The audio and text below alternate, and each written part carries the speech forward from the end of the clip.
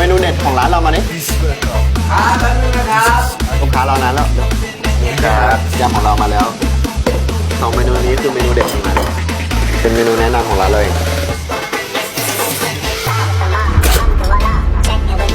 รสชาติกับหมาเน่า ขอโทษนะเคยกินนะหมาเน่าอ่ะ